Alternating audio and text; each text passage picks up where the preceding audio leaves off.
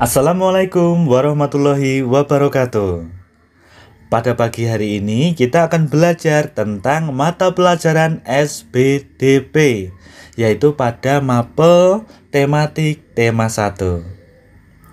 Pada materi yang akan kita pelajari pagi hari ini yaitu tentang seni patung. Jadi kita akan belajar segala hal tentang patung. Jadi simak penjelasan berikut ini. Konsep patung. Secara garis besar atau secara luasnya, patung itu dapat diartikan sebagai karya seni rupa 3 dimensi karena patung itu mempunyai ruang atau volume, sehingga dapat dilihat dari berbagai arah. Kalau misalkan kita pernah melihat patung itu pasti tidak gepeng, ya enggak? Jadi patung itu tidak gepeng. Karena patung itu tidak gepeng atau dalam artiannya itu mempunyai volume, sehingga patung itu dapat digolongkan sebagai karya seni rupa 3 dimensi. Nah, dalam pembuatan patung ini itu memerlukan bahan dan teknik tertentu untuk menciptakan nilai keindahan di dalamnya.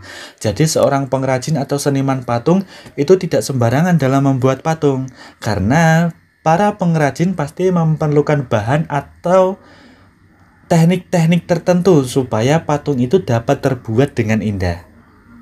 Nah, secara ringkasnya, definisi dari patung itu merupakan suatu karya seni rupa 3 dimensi yang diwujudkan dalam bentuk yang indah. Patung itu mempunyai fungsi. Di sini saya menjabarkan dalam 6 fungsi. Fungsi yang pertama yaitu untuk religi. Kenapa fungsinya untuk religi? Karena terdapat agama tertentu itu yang menggunakan patung sebagai sarana untuk beribadahnya. Nah, makanya patung yang digunakan sebagai sarana untuk beribadah itu memiliki fungsi sebagai religi. Patung yang kedua mempunyai fungsi sebagai monumen. Nah, fungsi sebagai monumen ini digunakan atau memiliki tujuan untuk memperingati atau mengenang peristiwa dalam kejadian bersejarah. Seperti itu. Nah, selanjutnya nomor 3, fungsinya sebagai arsitektur yang digunakan untuk menunjang dalam konstruksi bangunan dan bernilai estetika atau keindahan. Selanjutnya, yang nomor 4, yaitu fungsi dekorasi, yaitu untuk menghias bangunan atau lingkungan. Anak-anak pernah main ke tempat wisata kan? Ketika kita bermain ke tempat wisata, kadang ada beberapa patung yang kita temui dalam objek-objek wisata, tempat-tempat wisata tertentu itu terdapat beberapa patung. Nah, di situ fungsi patung yang ada di objek wisata atau tempat wisata yang kita kunjungi itu fungsinya sebagai dekorasi.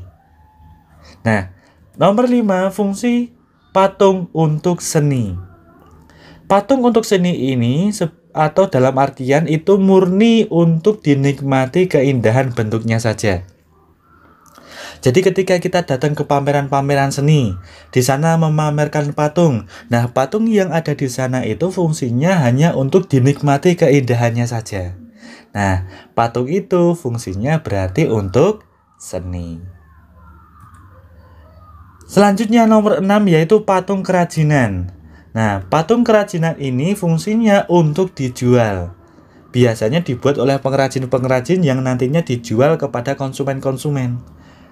Patung yang dijual itu fungsinya sebagai atau dalam artian kita golongkan dalam patung kerajinan. Selanjutnya, ragam karya patung. Nah, karya patung ini ada beberapa ragam. Yang pertama yaitu potret atau kita sebut sebagai ragam karya patung dada.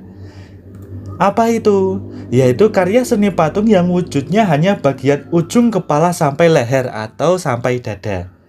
Jadi, ragam karya patung potret atau dada ini itu patung yang hanya bentuknya itu dari ujung kepala sampai leher atau ujung kepala sampai dada. Contohnya seperti ini. Nah, ini salah satu contoh ragam karya patung potret, atau ragam karya patung dada.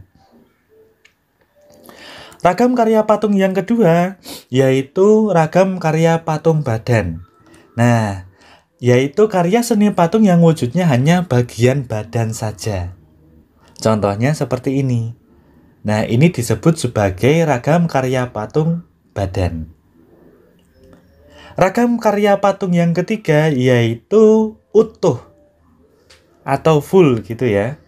Nah, fungsinya atau dalam artian itu karya seni patung yang wujudnya berupa badan manusia dari ujung kaki dan sampai ujung kepala. Contohnya seperti ini.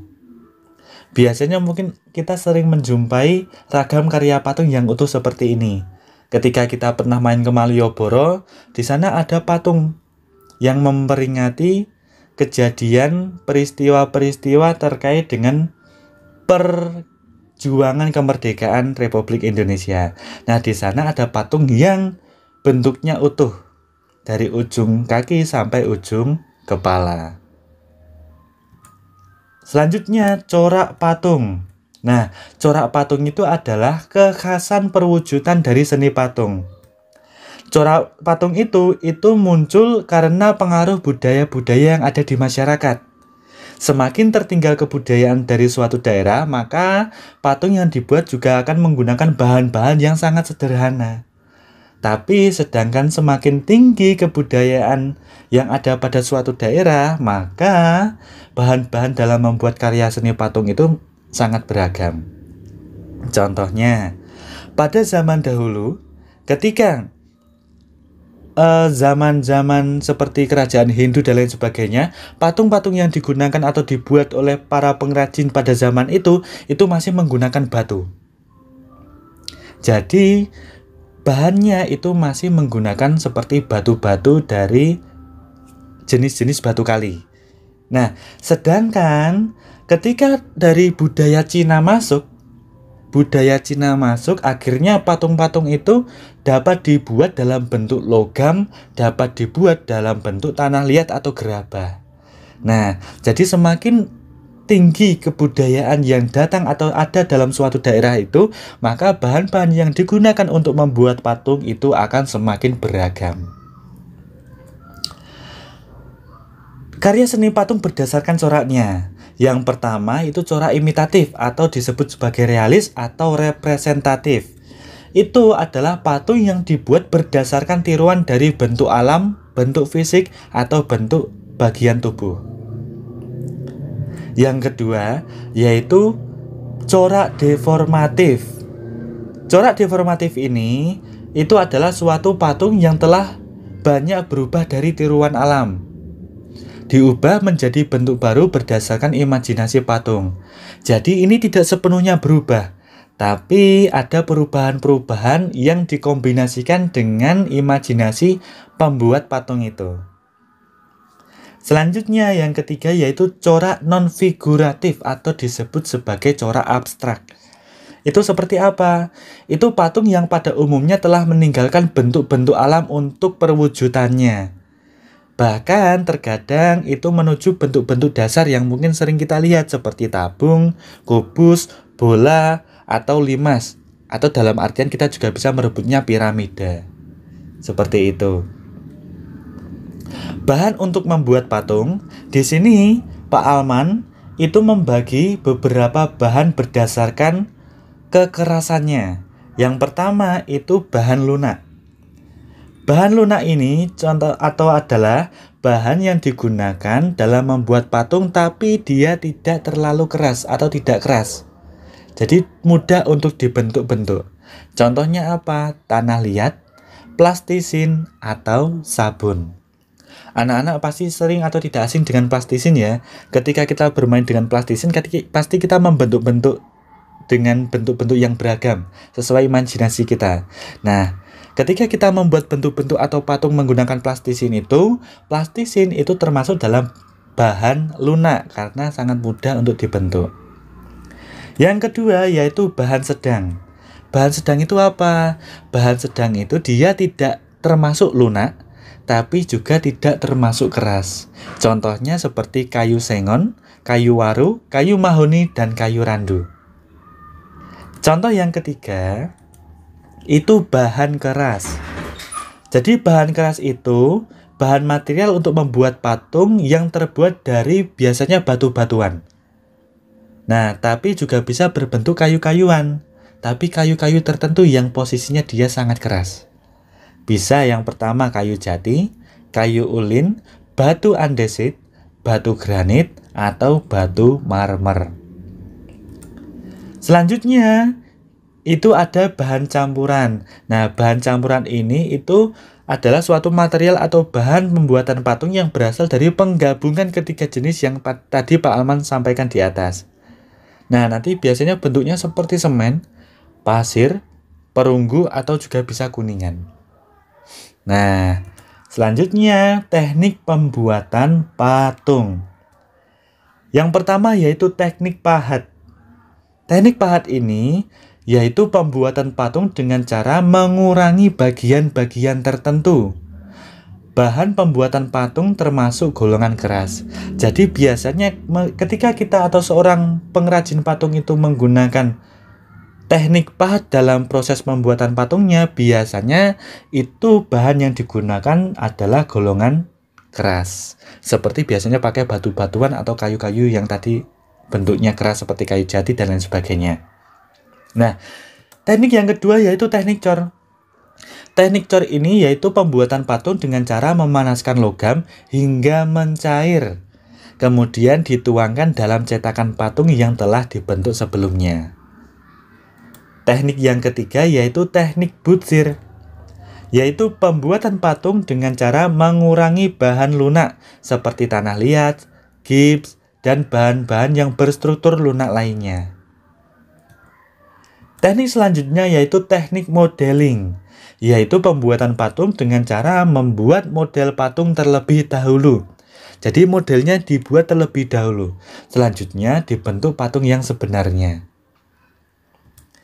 Teknik yang selanjutnya yaitu teknik merakit. Pembuatan patung dengan teknik merakit ini yaitu dengan merakit bahan dasar patung, kemudian merangkainya seperti puzzle. Nah, kalau misalkan anak-anak tahu, contohnya itu kalau misalkan kita tahu seperti Garuda Wisnu Kencana yang ada di Bali.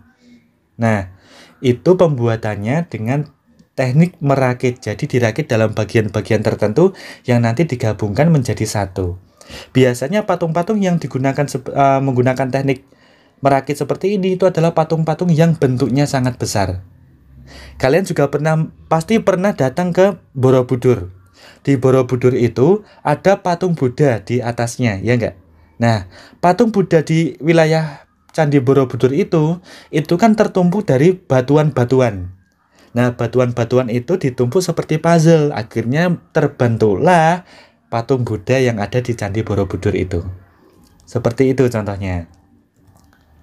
Jadi seperti itu anak-anak yang dapat kita pelajari. Apabila tadi pembelajarannya terlalu cepat, anak-anak bisa mengulangi materinya. Jadi ingat pesan Pak Alman, ketika ingin mengerjakan soal, baca atau perhatikan terlebih dahulu materi yang disampaikan. Karena tugas-tugas yang mungkin atau soal-soal yang mungkin guru-guru berikan atau Pak Alman berikan khususnya, itu akan diambil dari materi-materi yang guru-guru atau sebagai contoh Pak Alman berikan kepada kalian. Jadi cukup sekian anak-anak materi yang dapat Pak Alman sampaikan. Kurang lebihnya mohon maaf. Wabillahi taufiq wal hidayah. Wassalamualaikum warahmatullahi wabarakatuh.